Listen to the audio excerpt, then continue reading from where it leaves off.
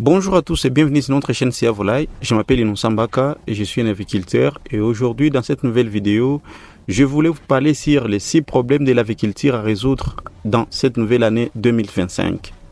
Analysons ce qui se passe dans l'aviculture actuellement et essayons de projeter dans l'avenir pour l'éventuelle conséquences avant de prendre des décisions sérieuses. Ce secteur est confronté à des problèmes actuellement comme la hausse du coût d'aliments et de poussins, sans oublier également d'autres produits vétérinaires. Le premier point, nous allons parler sur la concurrence déloyale. Les grands concurrents que nous connaissons tous ne vont pas arrêter de produire et leurs prix resteront toujours fixes. Actuellement, les grands concurrents, malgré la hausse de prix, arrivent toujours à vendre au prix fixe car ils arrivent à produire leurs coûts de production et aussi maximiser leur production. Réduire les coûts de la production, ce n'est pas uniquement sur l'alimentation, mais d'autres paramètres de gestion d'une entreprise avicole. Les clients vont migrer vers le fournisseur avec une offre acceptable et un poulet de bonne qualité. Et si vous êtes petit producteur, vous allez certainement disparaître. Alors, donc, l'essentiel, ce n'est pas le prix du poulet, mais il faut vous diversifier et essayer de créer de la valeur ajoutée autour du poulet pour que vous résistiez et pour que vous évoluez également. Point 2. Manque de vraies coopératives ou associations pour défendre les intérêts des aviculteurs. Il n'existe pas une vraie coopérative ou association pour défendre les intérêts des aviculteurs, même si dans certains pays, la création existe et les associations font des efforts. Mais quels sont les résultats obtenus?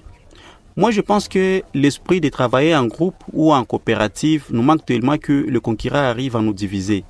Quelles que soient les décisions prises dans les coopératives, ce sont les mêmes qui ne vont pas suivre car c'est leur propre intérêt qui est en jeu. Donc, c'est-à-dire que nous devons nous forcer de travailler toujours en groupe, en union pour que nous réussissions et pour que nous stabilisons notre business d'aviculture. Point 3. Pas de subventions au niveau de nos États et quand vous réussissez à obtenir des subventions, hélas, les subventions sont très minimes.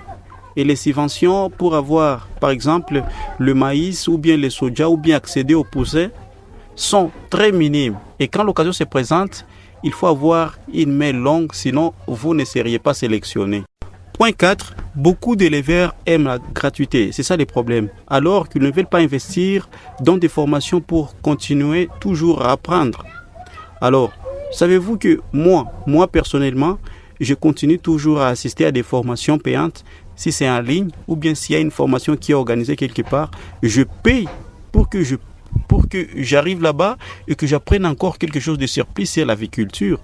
Donc c'est un peu ça, vous devez vous cultiver davantage dans le domaine.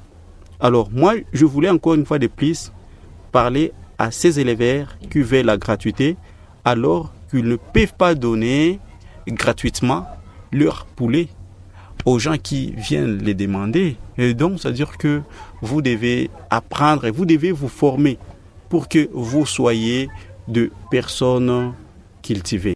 Point 5. La hausse du prix des matières premières. Le prix des différents provences, aliments, matières premières, a eu une importante augmentation sur le niveau mondial. Donc, la hausse est due aux conditions climatiques et de mauvaises récoltes de matières premières.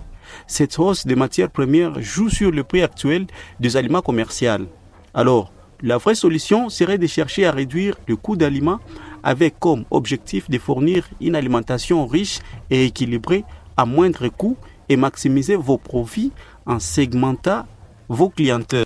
Alors, et si vous ne savez pas comment fabriquer votre propre aliment, vous pouvez nous contacter pour bénéficier d'une formation que nous organiserons sur comment fabriquer la nourriture pour le poule pondeuse, le poule Goliath et également pour le poulet de chair. Donc, veuillez juste en commentaire, veuillez laisser un petit message. On saura comment vous partagez les liens de la formation.